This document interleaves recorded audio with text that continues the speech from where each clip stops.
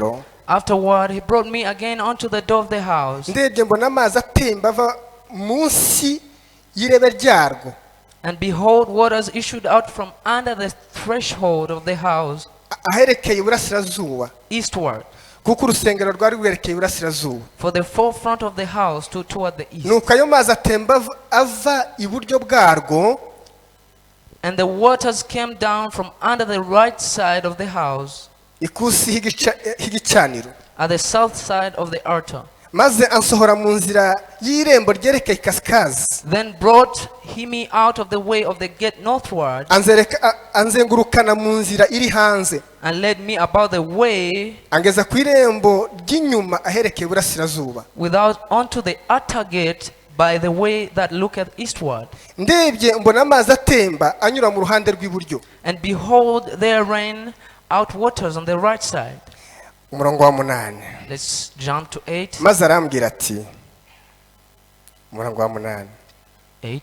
Then said he unto me, aya mazi atemba agana iburasirazuba, these waters issue out toward the east country, azagera no muri Araba, and go down into the desert, kandi agera no mu nyanja, and go into the sea. nagera mu nyanja, Which being brought forth into the sea, amazi yo muri yo azakira, the waters shall be healed. kandi ikizima cyose kiri mu mazi, And it shall come to pass that everything that liveth, ay'uwo mugezi utemberamo yose kizabaho, which moveth whithersoever the rivers shall come, shall live. hazabamo n'amafi menshi cyane. And there shall be a very great multitude of fish. Kuko amazi yaho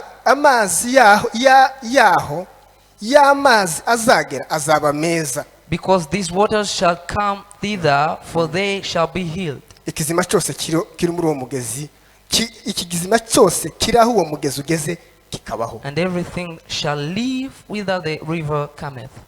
Amen. Amen. Reka tuganire kuri ayo magambo mwanya muto. Let's speak about these words for a short moment. Turimo turaganira guhinduka umuyoboro. We're learning about this word becoming a channel Uzana impinduka mu isi. that brings transformation to the world. Ikintu kirakomeye kabisa. This word is so strong. Sare ntangara cyane. I'm so amazed. Intego y'agakiza The purpose of the salvation ntabwo ari ugukizwa gusa. is not only for you to be saved. No. Iyo tumaze gukizwa, After getting saved tukava mu byaha, and we are taken out from the sins, ikiba gikurikiyeho the next step ni ugukora ibishoboka byose is to do the mu possible mbaraga things z'umwuka wera, in the power of the Spirit, kubw'ubuntu bw'Imana twahawe. by the grace that we're given. Ako gakiza That salvation, kakagera ku muntu wese katarageraho. that it might reach to each and every person that hasn't yet reached. Atari ibyo, So if it's not that, rwose umuntu yazajya arangiza gukizwa, a person could be saved, Imana ikamubwira ngo ubwo ubonye ijuru, and God tells him, because you've got the heaven, ngwino ngo utware urijyemo, so just come and let me take you there, kuko nta kindi ufite gukora aha ngaha. because you have no other thing to do. Iyo aje kuba gusa intego y'Imana kudukiza ari ukwicara ngo twarakijwe tugategereza ko azaza, If the purpose of God was only to save us and we wait for him till he comes, umuntu yogiye akizwa, a person could be saved. wamara kuba shuwa neza ko wakijijwe, After getting saved, Imana ikakubwira ati ngwino tugende rero. then the Lord tells you, come, let me take you. Ariko kubera ko umuntu azakizwa, kuki umuntu amara gukizwa, Why does a person get saved? hanyuma Imana ikamubwira ngo urabugumya aha, After then, God tells him, you will first be here. kandi Imana ntinamukure no mu gihugu cy'abadakijijwe. And God doesn't shift him from the country of the sinners, Imana ntimubwire ati non-believers. ngwino gukure muri quartier y'abadakijijwe kubera ko wakijijwe. God doesn't tell him, let me take you from this area because they are non-believers. Imana ikamubwira ati urayigumamo. But God tells him, you will live there. Uguma. Stay there. Kubera iki? Why? Nuko Imana That's because God, ifite umugambi w'iteka ryose. he has an everlasting plan, Eternal purpose. eternal purpose. Ifite umugambi kuva mu itangiriro. Bibiliya ni inkuru yo gucungurwa, ntabwo ari inkuru y'amafaranga. From Bibiliya ni inkuru yo Genesis, gucungurwa. the Bible is the story of salvation. Yeah, ni story of deliverance. Kuva mu itangiriro kugeza mu byahishuri. Ni inkuru From y'agakiza. Genesis, it's only about the salvation of man. Nubwo Yesu yagiye, Even though Jesus was ascended, ariko umurimo we but his works, urahari it's still here kuzageza tumugezeho. till we are unto him. Haleluya.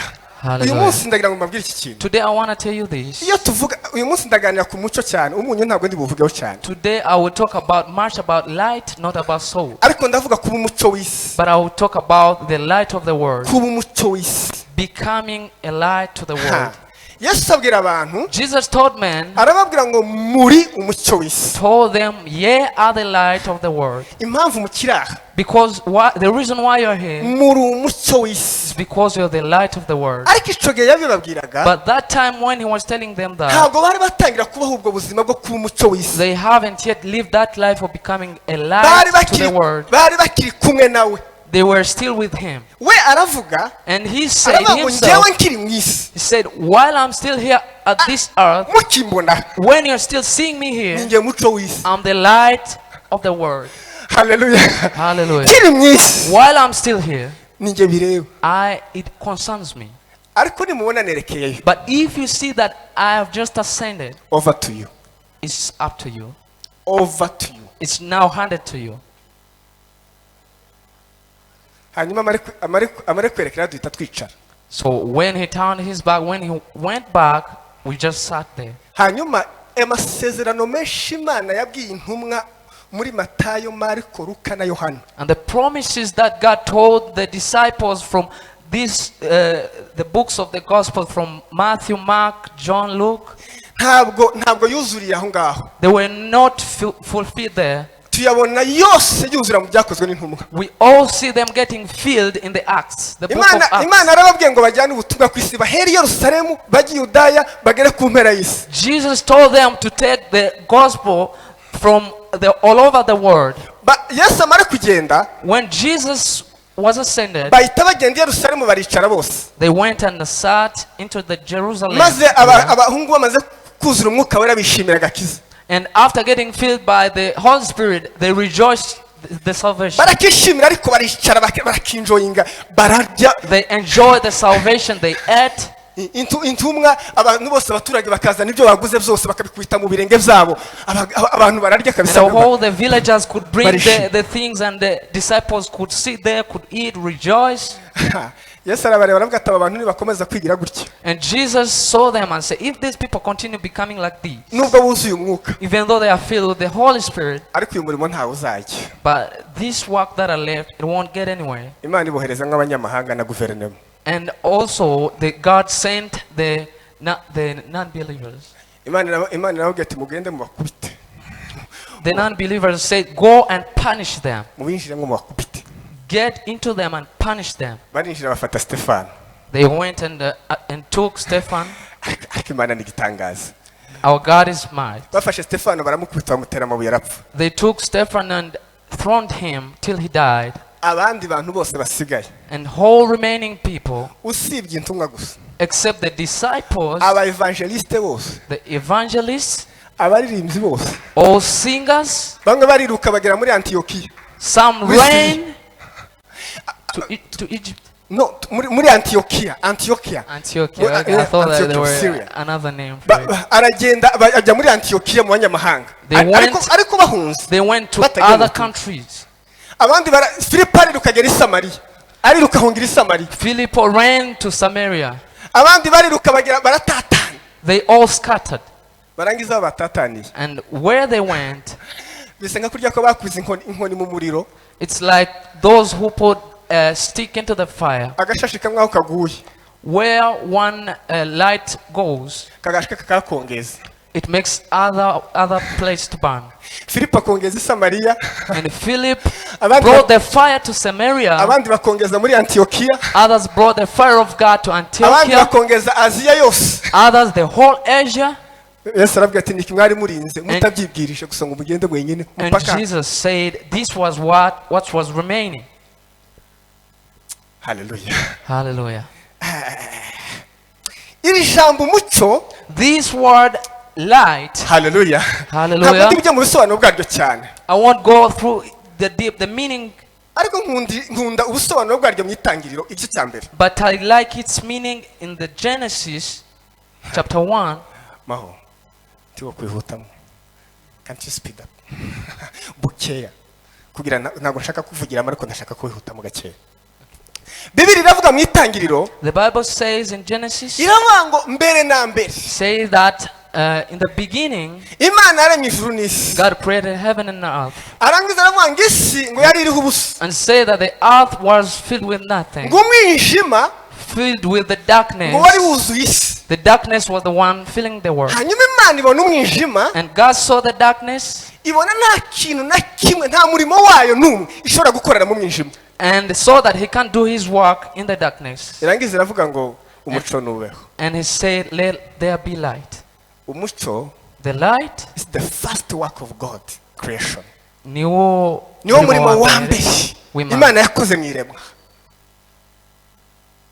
Paul yabivuze neza. Paul said it well. Paul aravuga ngo Imana yategetse umucyo kuvira mu mwijima. Say that God commanded the light to light through the darkness. Ngo niyo yawutegetse kuvira mu mitima yacu. That he's the one who commanded it to light into our hearts. Ngo kugira ngo duhumuke tubone ubwiza bw'Imana buri mu maso ya Kristo. So that we could be blindfolded and we see the beauty of Jesus through God. Uko iryo jambo ry'Imana ryategetse umucyo ubaho. Because that word of God commanded the light to be there. Wirukana umwijima. And it outcasted the darkness. Niko Imana yatumye ubutumwa bwiza. So that's how God ascended the gospel. Kugira ngo bwirukane that it might cast out umwijima mu mitima y'abantu. The darkness into our hearts. Niko Imana yatumye ijambo ryayo. That's how God sent his word. Kugira ngo urihishuriwe. So that the one who is revealed abone umucyo mwinshi. could see the great light. Muri Zaburi haravuga ngo. And Psalm says. Ngo guhishurirwe ijambo ryawe Mana. Getting revealed to your word, Lord. Ngo bizana umucyo mwinshi. It brings a lot of light. The unfolding of your words. It unfolding of your words brings great light. Much light. Guhishurirwa ijambo ryawe, kubumbuka kw'ijambo ryawe mu buzima bw'umuntu nibyo bizana umucyo. Getting to know better the word of God brings light. Afite umucyo. The light. Isobanuye ngo nukubaho mu buzima mu gisobanuro Imana yabuhaye. Means living a life, a meaningful life that God gave you. Nukubaho mu buzima. It's living a life. Mu gisobanuro Imana yahaye ubuzima. In the full meaning that God gave to life. Iyo ubayeho ubuzima hanze y'igisobanuro Imana yabuhaye. If you live a life outside the purpose or the meaning that God gave the life, uri mu mwijima w'ubuzima. You are in the darkness of life. Hallelujah. Hallelujah. Hanyuma Imana irema umuntu ku munsi wa gatandatu. And at the sixth day God created human. Imana imaze kurema umuntu. After creating man, imushyira muri wa mucyo yamuremeyemo. He placed him into the light that he created. Imusobanurira ubuzima. And explained the life. Iramubwira ngo dore isho nakuremeye. And say, here's the reason why I created you. Ugira ishusho yanjye. You have my identity. My likeness. My likeness. Use nanjye. Have my identity. Nurangiza kugira ishusho yanjye. If you have same look as me, utegeka izo naremye zose. So command all things that are created. Umuntu amara iminsi agendera mu mucyo w'ubwo buzima. So a person took his time living that life. Hanyuma bukeye Satani araza. So after the next day Satan came. Adeviye umuntu. And he deviated the man. Amukura mu gisobanuro cy'ubuzima. And placed him out of the meaningful life of the life that created. Amwereka ubundi buzima. And showed him another kind of life. Umuntu yinjiye muri bwa buzima Satani yamweretse. While a person entered that kind of life that Satan showed. Aba yinjiye hanze y'igisobanuro cy'ubuzima bw'Imana. At that moment he entered out of the meaning that God created the life to be in. Hanyuma ahita abaho ubuzima bwose mu mwijima. And lived his life in the darkness. Niyo mpamvu Yesaya yavuze ngo. That's why Isaiah said. Yaravuze ngo twese twayobye nk'intama zitagira umwungeri. He said that all of us we strayed as the sheep without a shepherd. Nuko twese twagiye n'uwo munsi twese twamaduca inyuma y'Imana turagenda nk'intama zitagira umwungeri. That was the time that we strayed as the sheep without a shepherd. Abantu babaho bagendera muri ubwo buzima bw'umwijima. People live their life living a life of darkness. Paul yabwiye Abaroma. Paul told Romans. Arababwira ngo kuko igicumuro cyazanywe n'umuntu umwe. And says as the sin was brought by one person. Ngo nuko bose bakora ibyaha. So all of them sinned. tuzumva ibintu ryari? When shall we get these words?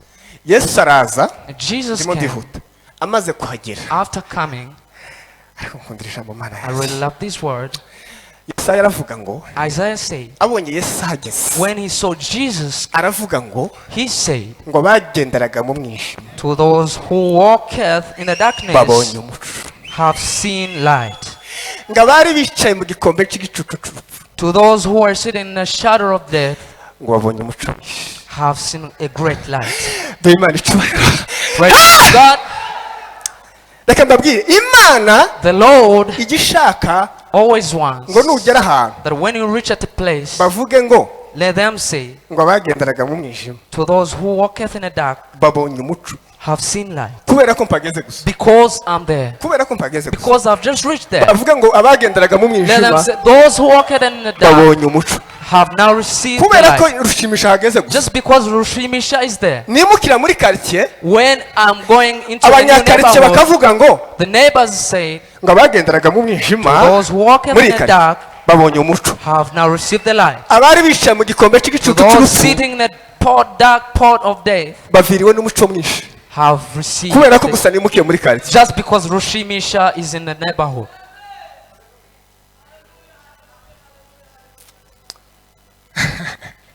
Hallelujah. Hallelujah.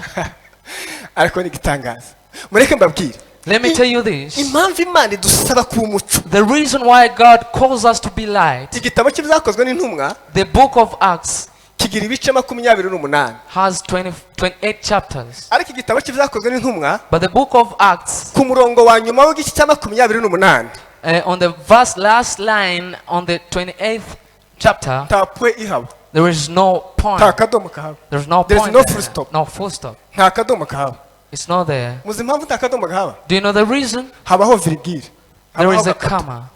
Muzi impamvu bashize agakato? Do you know why they placed their comma? Nuko Imana yavuze ngo It's because God said umurimo w'ibyakozwe w'intumwa the work of the ntabwo disciples, ugarukiye aha ngaha. it doesn't end here. Ibyo ari kiwarene bazandika What the recurring will write, bashiraho virgule.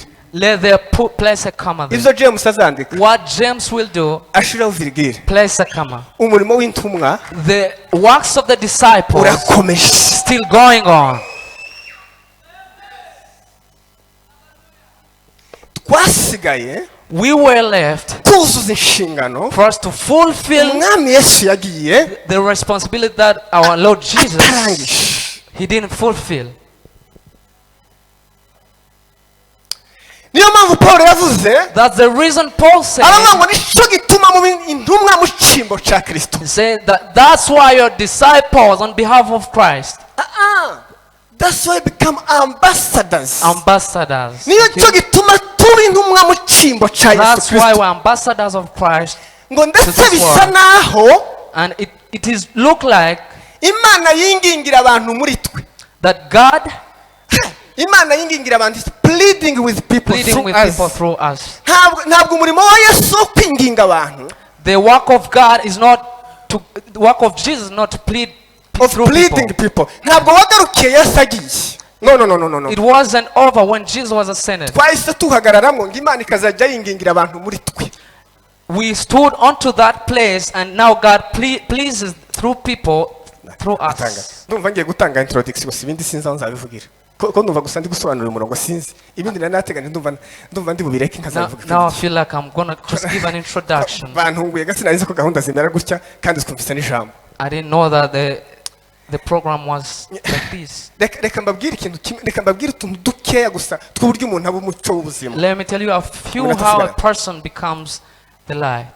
Reka manze mbabwire ku cyumweru naranezerewe nagombaga kubwiriza ku cyumweru n'uyu munsi. I was supposed to preach the previous Sunday like today. Muzubaha Imana kuko ibyo babwirije ku cyumweru nibyo nari bubwirize ku cyumweru hanyuma ngakomereza kuri ibindi kubabwira.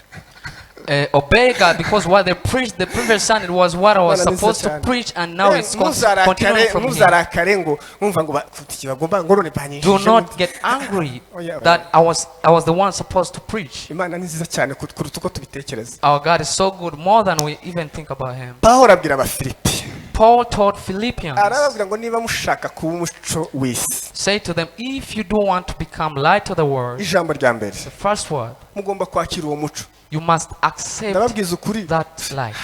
ese ko tuba dutinya kubivuga ngo umuntu yovuga ko muri aba bantu bose nta badafite umuco ngo ababacirire urubanza. Sometimes referring to speak about something, like if I say that some people here don't have light, it's like judging them.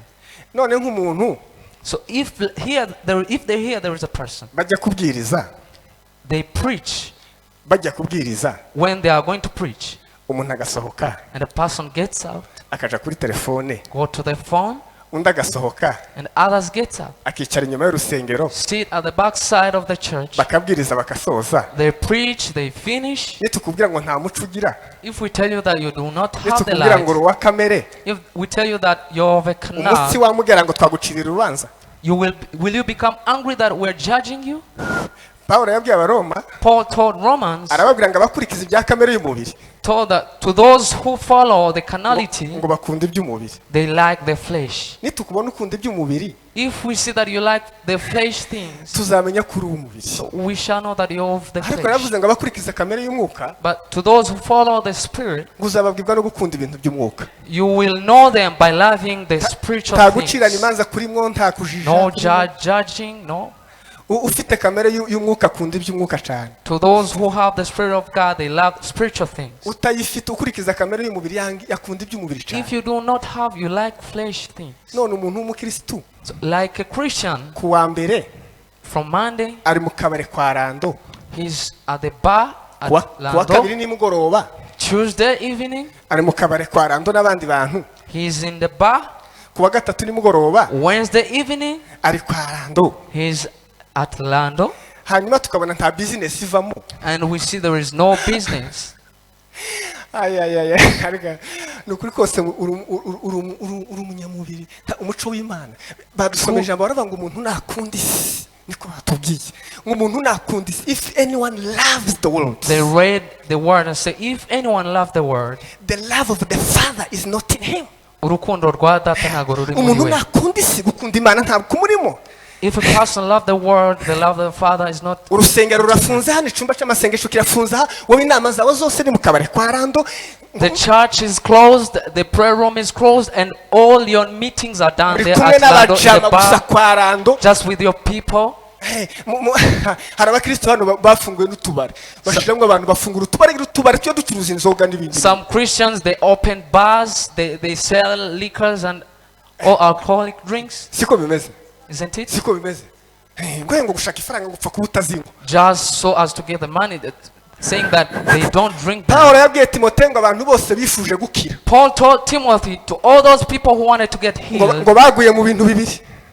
ijambo rya mbere ngo baguye ngo they have fallen into they temptation, fell into temptations. baguye mu bigerage mu mosha. They fell into temptations. icya kabiri, The second, haleluya, ngo bagwa mu mibabaro, ngo bihandisha imibabaro.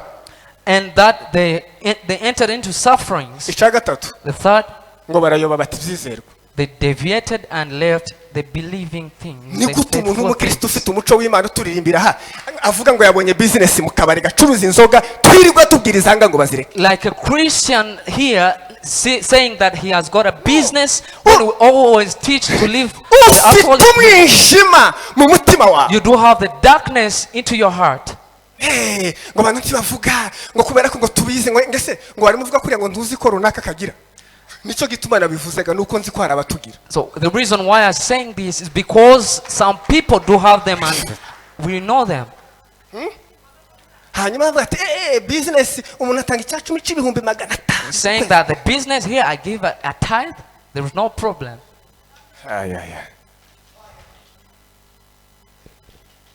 Pawulo aravuga ngo And Paul said, mushire agakiza kanyu mu bikorwa.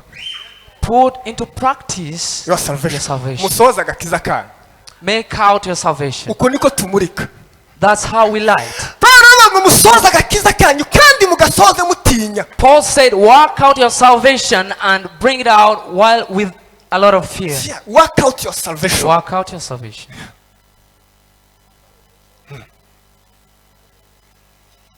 musoza agakiza kanyu. Work out your salvation. umuco wa mbere abantu isi dukeneyemo. The first light that people of the world we need kubona utuye muri ya quartier is for you living in the neighborhood hanyuma ugashira agakiza kawe mu bikorwa. and you put into practice the salvation that you Niba got. Imana yaragukijije ubusambanyi, If God has revived you from the adultery, mu gihe izindi ngo zazisengwa n'ubusambanyi, while other homes are getting distracted by the adultery, wewe kubera ko wavinwe n'uwo muco ukagukura mu busambanyi, because you've been lighted by that light and now you're out of it ukareka gusambana, and you no longer commit adultery, ntiwifuza abagore bo muri quartier, you do not ntiwifuza abagabo muri you do quartier. not have the desires to the men and women of the Hallelujah. neighborhoods. Niba Imana yaragukuye mu ngeso mbi, If God has placed you out of all those bad behaviors ntibakubonana ingeso mbi. and they no longer see you with them, Petero yaravuze ngo Peter said ngo mumenye ko izo mwacunguzwa ngo muve mu ngeso mbi. that know the things of the ones that are saved and let out the bad works. Ngo ntabwo ari ibyangirika nk'ifeza n'izahabu, That it's not those that can the get perishable. perishable like gold or silver, Izo mwacunguzwa ngo muve mu ngeso mbi, but for those who are saved, get out of the bad behavior. ntabwo ari izahabu n'ifeza. It's not about the silver and gold. Ese wowe ikintu cyagucunguye mu ngeso mbi ziraguma zibaho? So for you are saved from the bad behaviors, sinning, Ayo ni amaraso y'igiciro cyinshi asa n'ay'umwana w'intama w'Imana.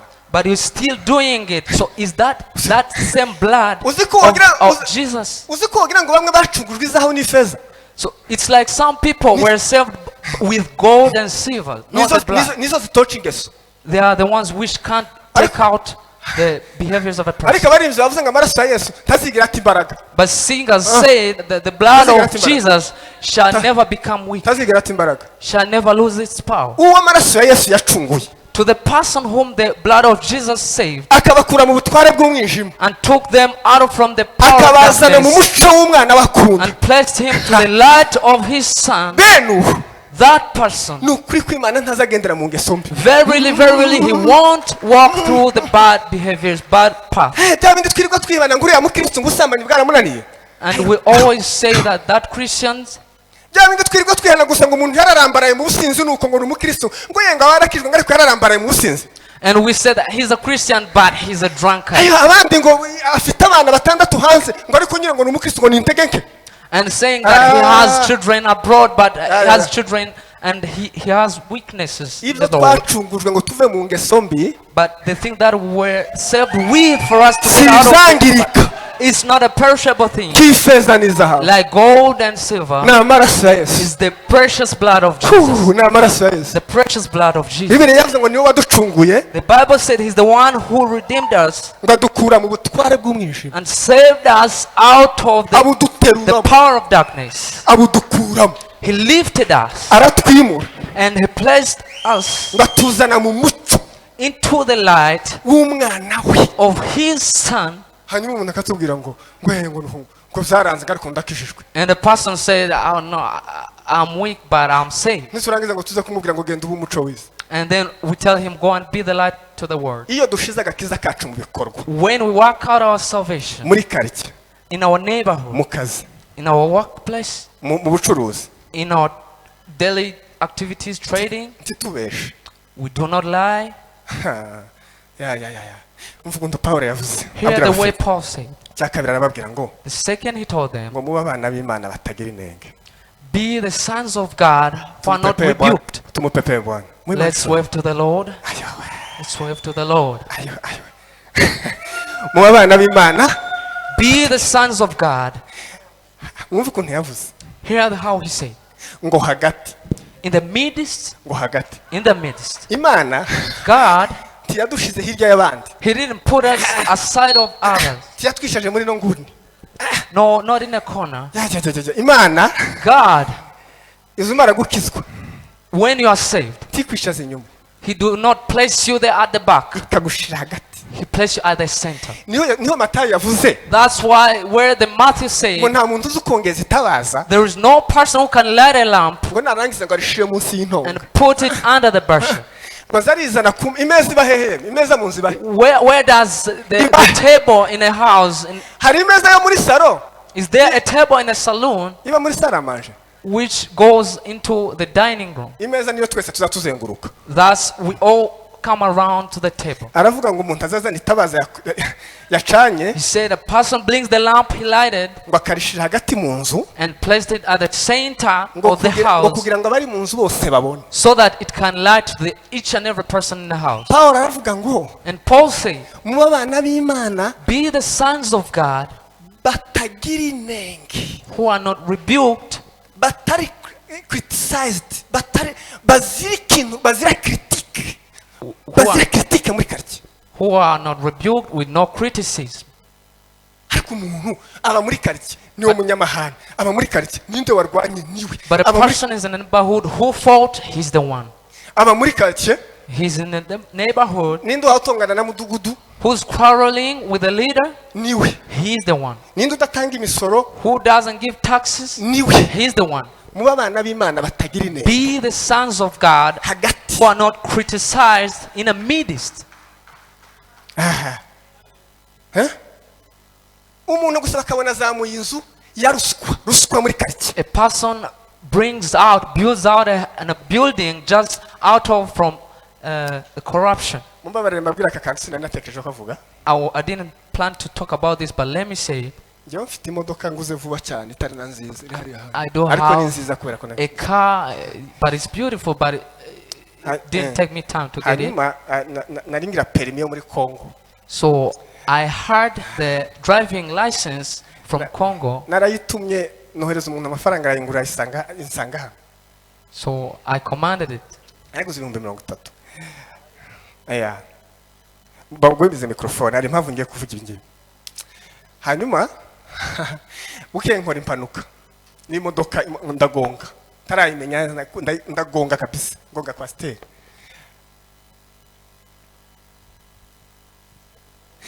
Ngonga pasteur hanyuma ngo amaze kugonga pasteur umupolisi arambaza. I made an accident and the policeman asked me, tizana permis yawe hano. bring your driving license. Ndayimuhaye. And I gave it to him. Bari banditse amatariki naye fasha no ko mu gatandatu bari banditse itariki y'undi mwaka washize kera. Seeing the dates. Arambya gitase ukora iki muri Congo? Say, what do you do in Congo? What's your job there? Arangiza arambya ngo ayasi amapermis mujya mugura. And he says, isn't this the driving license that you do buy? Ndamubwira ati niyo. And I said, yes, I bought it. Buke yarayinyima. And after morning, he didn't give it to me back. Nyuma za kuyima. And afterwards, he gave it to me. Ngiye gusenga. While I was about to pray, Mutima urambya ati iki ni gikutunze. they had told me, what is this are you keeping? Ukugiye kuzoza kubaho mu buzima bwo kubesha mu muhanda So gusa. are you going to live a life full of lies in the road? Ndayifata mfukamye ku mavi. And I took it while on my knees Ndayicagagura yose. and I torn it apart. Ndayijugunya. I threw it. Madamu ntabiza byumviye hano ko ntagira permis. My wife doesn't know it. She's here. She doesn't know that I do not have the driving license. Ibyo se ndababwiye ngo muzicaba. Muzigumane nizanyu mwe muzamujayo mugira ntakibazo. I'm not telling anyone to tear it. Sinza nja muri Congo nta makuru yavuze. I don't go to Congo. I don't have any news about it. Nari nivuze nje utazujayo vraiment nti muntara mabuye mwe muzamujayo ntakibazo mufite. I'm just speaking about myself. For you, you go there, but me, I don't. Are we gonna quarrel about that? No. For you, you have the Rwandans and the ones with Congo. You go there, but me, I don't. The word of God. Be the sons of God without criticism in the midst of nowadays people.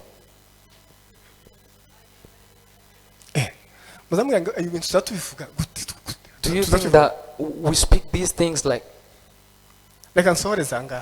Let me conclude here. The Bible said that at the last line, aravuga ngo batagira inenge ngo bari pure sinzi ijambo pure uko ndika baboneye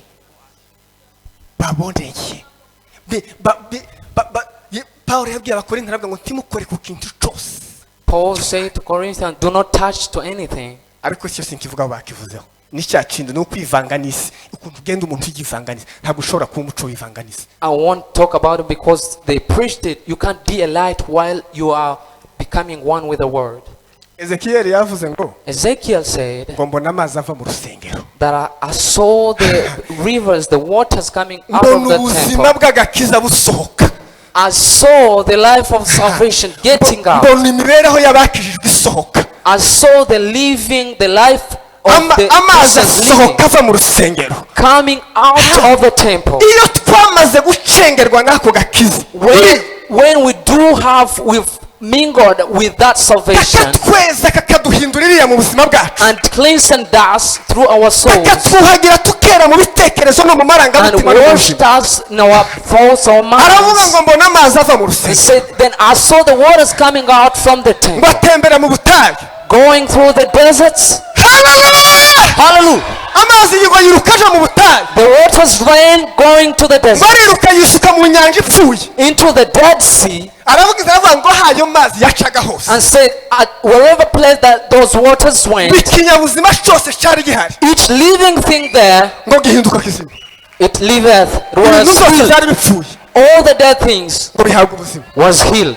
ngo yisutse mu nyanja ipfuye, When it entered the Dead Sea, ngo amafi arahembuka, there was a multitude of fish, ngo abarobyi banika inshundura, and the fishermen bring the fish ngo nets, ku nkombe z'urwo ruzi and at the sideways of those ngo rivers hashibuka ibiti, there arose the trees ngo amaze byera imbuto, and bring much fruit ngo buri kwezi each season. ngo bukera ubwoko bumwe bw'imbuto.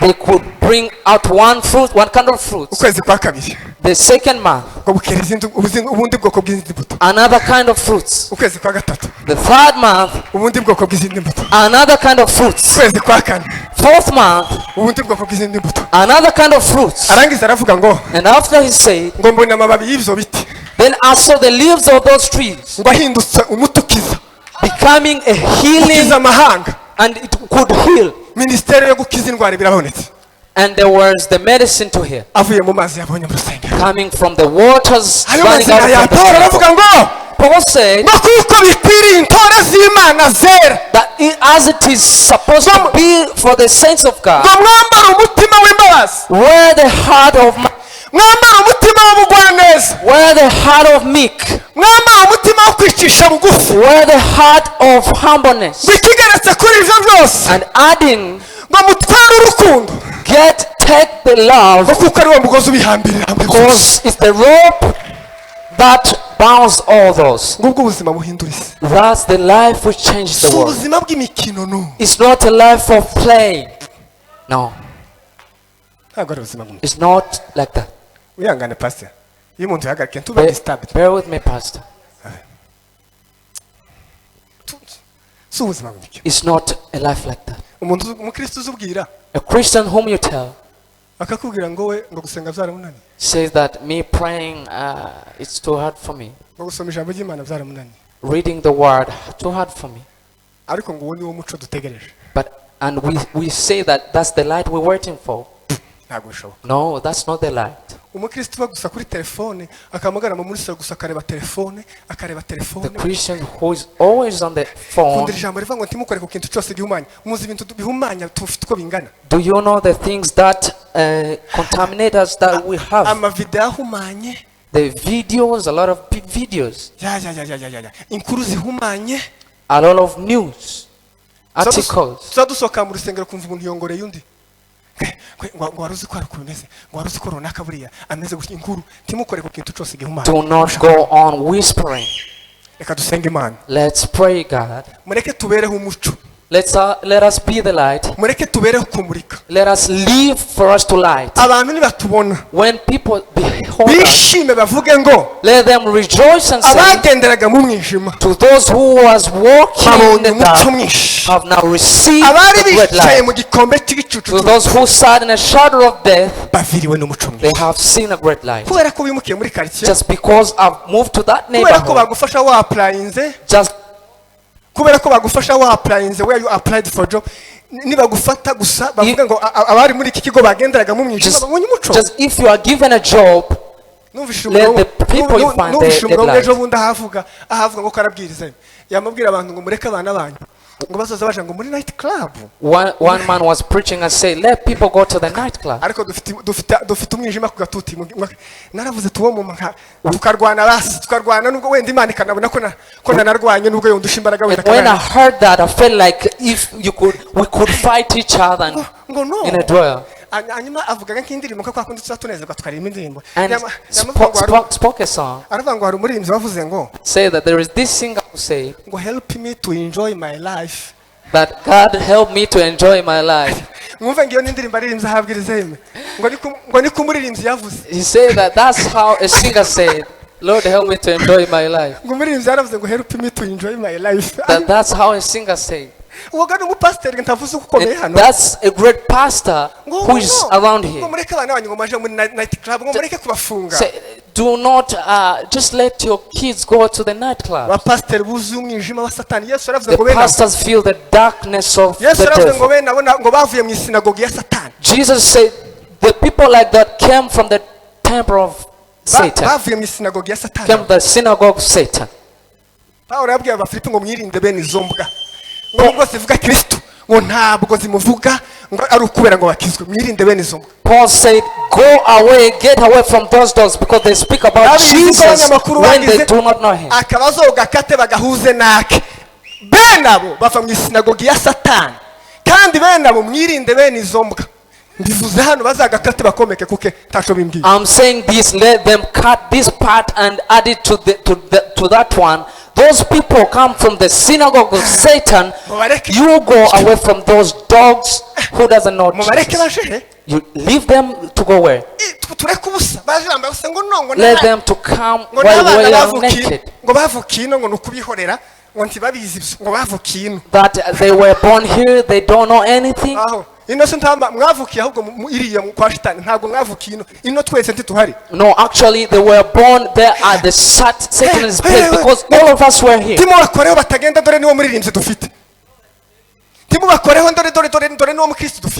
not touch to them. He's the Christian whom we have in the household. The life filled with the darkness.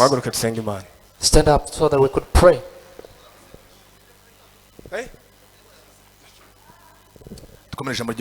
Let's applaud God. Let's clap hands for the preacher.